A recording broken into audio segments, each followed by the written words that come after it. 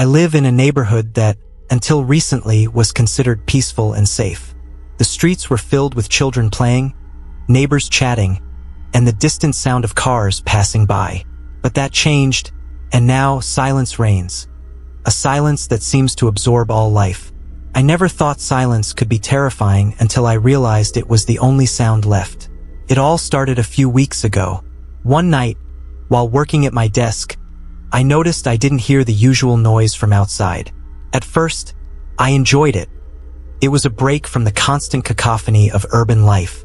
But as days passed, the silence became oppressive. There were no children's laughter, no dogs barking, not even the murmur of conversations. My neighborhood had turned into a soundless desert.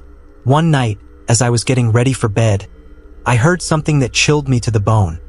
A dull, repetitive knock at my door. I froze, my heart pounding in my ears. No one had knocked on my door since the silence began. I approached slowly, muscles tense, and looked through the peephole. There was no one there. The knocking stopped, and the silence returned. But this time, it seemed to have a tangible weight, as if something invisible was watching. I tried to shake off the feeling, convincing myself it was just my imagination. But that night, I couldn't sleep. My mind raced, wondering what could have caused that sound. The next day was even stranger. As I left my house for work, I noticed my neighbors weren't around. Their cars were still there, but I didn't see anyone coming out, not even the children heading to school. The doors and windows were shut, and there were no signs of life. I tried not to think too much about it, but the sense that something was wrong grew stronger. That night, the knocking on the door repeated, this time louder. I approached again, my breath quickening. There was no one. I looked through the window, searching for any sign of movement on the street. Nothing. I decided to go out and see if any neighbors knew what was happening. I knocked on the Browns' door, a friendly family who lived just across the street. No response.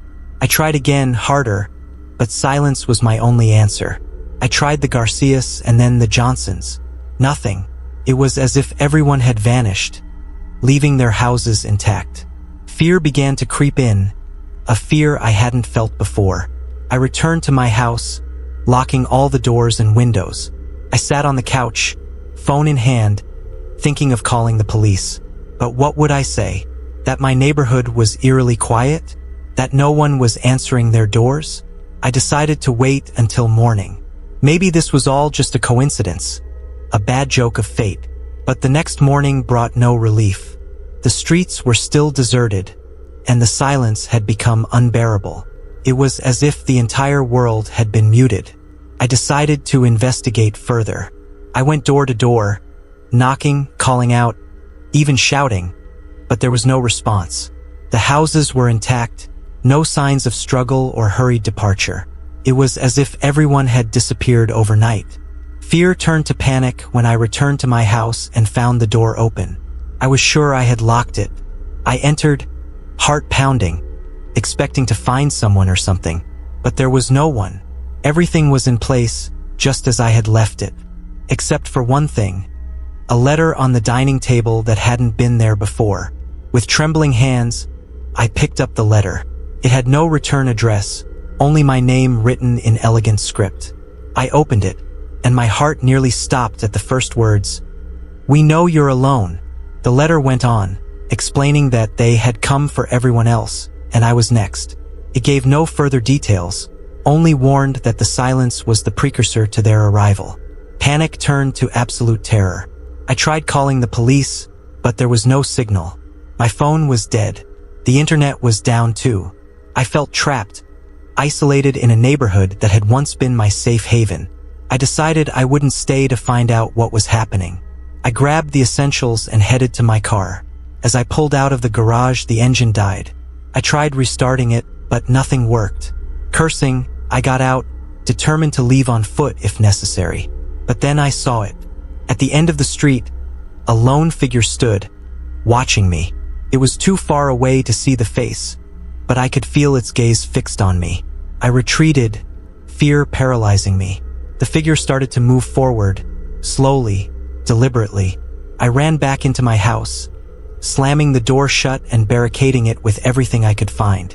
I hid in the basement, trembling, the sound of my own heartbeat deafening in the absolute silence.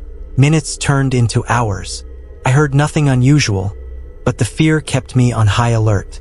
Finally, I dared to go upstairs and peek out the window. The figure was gone. The street was still empty, unmoving, but the feeling of being watched hadn't left.